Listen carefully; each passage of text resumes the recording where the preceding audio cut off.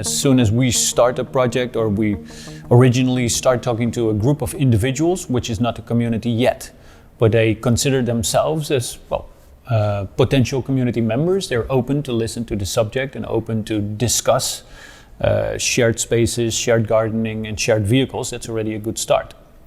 But you will hear them talking about my house or my car or my private yard.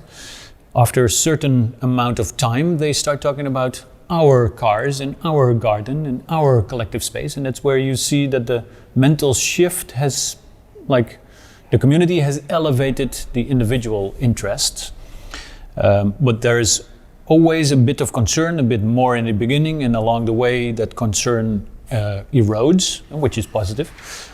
The concern is, okay, thinking about this collective space and these shared resources as cars and gardens, but how do we maintain? How do we actually organize? Who does the upkeep of the garden? Who is paying for it? Who is governing and making the decision making? And that's actually where the platforms come in place and the technology comes in place really well.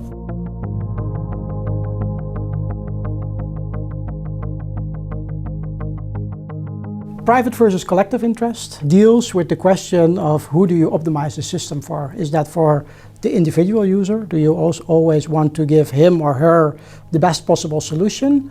Or do you optimize for the collective as a whole?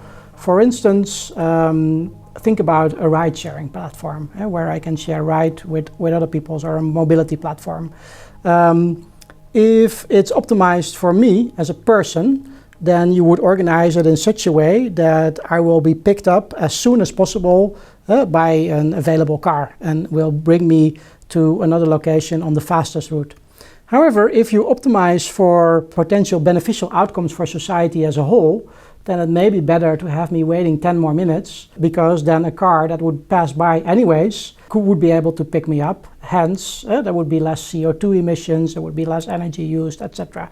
So it's better for the system, but I have a bit of inconvenience because I have to wait a little longer, right? And you can imagine that in any kind of systems, there are these trade-offs to make in the way that you optimize a system. Do you optimize it for the individual user, his comfort, his pleasure, his efficiency, or for some sort of benefits that you've set for the community as a whole?